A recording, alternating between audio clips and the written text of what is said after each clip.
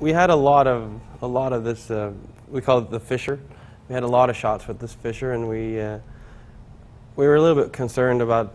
You can see so far in the fissure, so we were a little bit concerned about how to generate that for so many shots, and you normally see a few miles down the fissure. So we actually came up with what we call a little library system, where we basically took a chunk of the ravine or the fissure and pre-simulated it, and then pre-simulated dust for it, and even a few things that could fall over. And then we generate a few varieties of these blocks, and then we just repeated the blocks with a little bit of offset in timing, and so down the fissure. So initially our plan was for each of these blocks we would simulate the top surface as well, with the road and the buildings and cars. In the end we realized that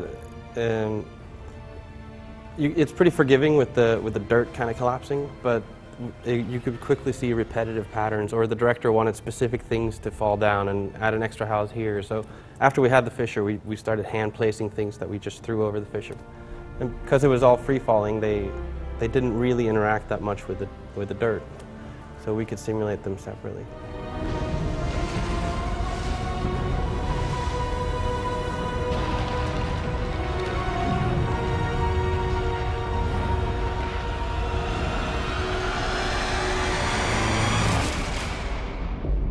The big slabs were actually modeled and hand animated, and then we went in.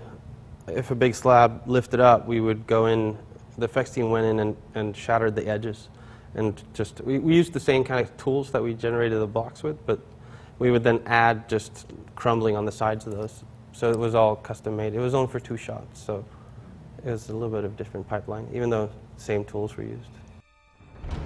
As it turns out, it's only visible or it would have been visible in one shot that actually is in the film, where California is sliding into the ocean. I don't think we actually crumbled the building, but unfortunately I think part of the plane's fuselage is actually on top of that area. So unfortunately Dee Dee, as far as we know, does not get dunked into the ocean.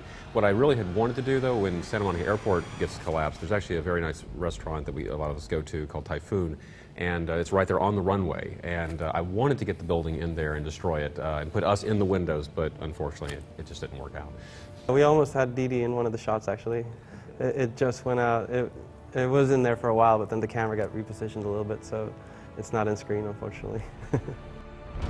Ultimately, in almost everything in visual effects, it's always about audience expectations. Typically, if you watch the Discovery Channel or anything where they're actually going to show what a real earthquake or a real volcano or tidal wave, anything looks like, normally it is, sometimes it's more spectacular than you would imagine, other times it is oddly subdued or subtle. And typically, obviously these events, we only see them very, very rarely, and so the audiences typically in their minds are actually pulling off of their other experiences in life. So if you see a glacier shatter, your brain starts looking at, like, well, what does glass look like when it shatters? Or something that I know what it looks like when it shatters. And so you then start trying to push towards what the brain is expecting. So in something like this with the earthquake and the buildings falling over, it's trying to more tap into what the audience would either expect or what the director is looking for, more like build on that and go for something even more spectacular. But the physics of it, you're trying as best you can to make sure that weight and mass get conserved so that your brain doesn't say that looks too light or it moves too fast. But otherwise, then it's a lot of dramatic license trying to both hit the audience's expectation of real and what the director is trying to push it for dramatic effect. Just the fact that we had lived to tell the tale, that was a big part of it. It was a lot of data and many months in many cases for the largest shots, and so it was almost like giving birth at that point. So tremendous sense of relief in some cases, and of course the thing is you're so close to it when you're watching it that you can't really see anything except all the flaws or things that you'd want to change, and then you see it a few months later or something. It's like, oh well, that's really kind of cool. So that's kind of the happy part, is to see it after the fact and feel like, okay, that was worthwhile. It seems to me that the worst